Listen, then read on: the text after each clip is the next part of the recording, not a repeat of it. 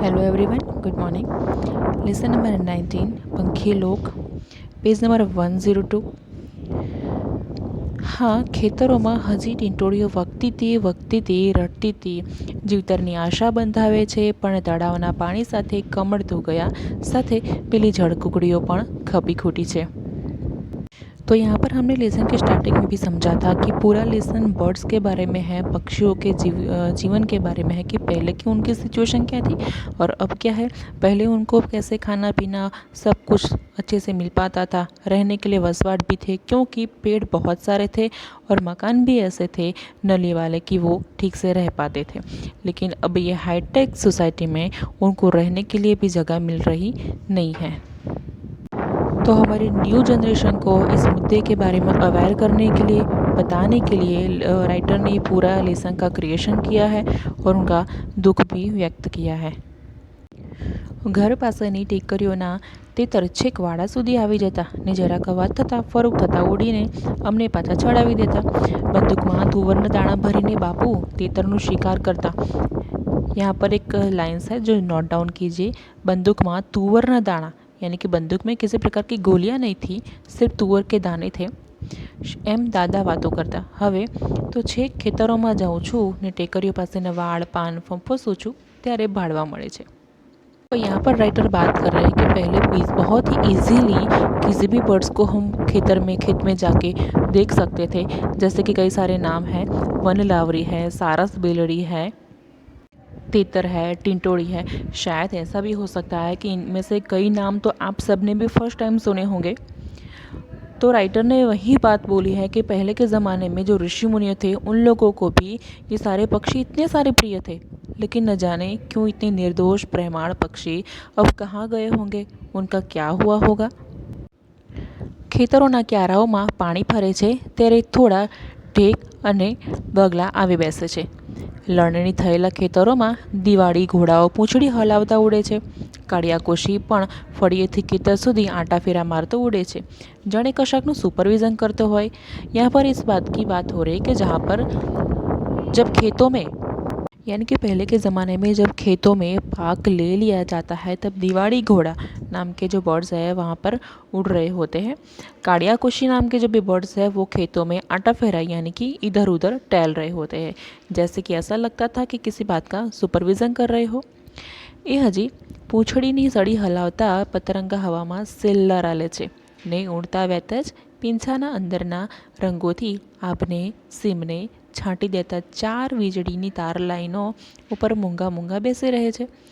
जैसे पहले कैसे टहल रहे थे खेतों में, लेकिन अब सिचुएशन क्या है कि जो बिजली के तार होते हैं उस पर वो मूंगा मूंगा यानी कि कुछ भी बोले बिना बैठे रहते हैं। ક્યાંક કલકલીઓ તાસવરે બોલે છે, શરદ ઉતરતા કંસારા બોલે છે, પણ દેખાતા નથી। ત્યારે તો ધૂળિયાના નેડિયામાં ક્યાંક કલકલીઓ हुद चढ़ता रहता, हवे तो एना दर्शन पण दुर्लभ है। यानी कि ये धुड़िया और ये कलकली उनका स्वर जो बोलते हैं उनका आवाज़ उसको स्वर कहते हैं, वो सब अब दुर्लभ है, यानी कि कभी देखने को नहीं मिलता है।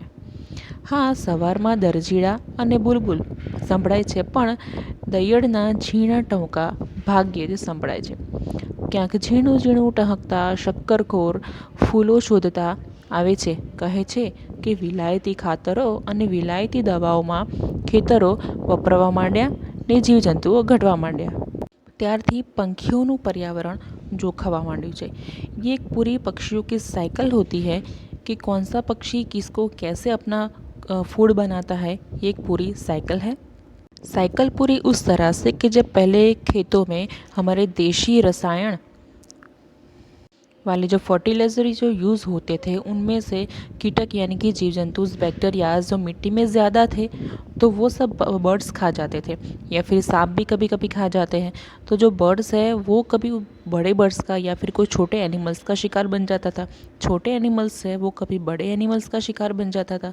तो उस तरह से ये खाने पीने की पूरी साइकिल जो जंगलों में भी और हमारे आसपास के पर्यावरण में भी चलती है। लेकिन अब राइटर ने ये बताया है कि खेतों में अब विलायती दवाइयाँ डाली जाती है, तब उसकी वजह से खेतों में जीव जंतु यानी कि जो छोटे छोटे कीटक जो होते हैं वो भी नहीं रहे तो बर्ड सब खाएंगे क्या।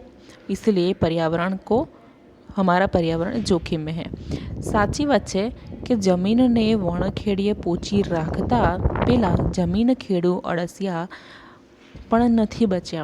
यानी कि खेतों में जब खेत की ज़मीन जब तो खेड़नी होती है तब जो अड़सिया है उसको खेडूत के फ्रेंड्स यानी कि उनके मित्र बताए जाते हैं कि अड़सिया इसी तरह से ज़मीन को ऊपर नीचे वो इंटेंशनली नहीं करते लेकिन उनकी हिलचाल ही ऐसी होती है कि ज़मीन ऊपर नीचे हो जाती है यानी कि इनडायरेक्टली वो ज़मीन खिड़ जाती है।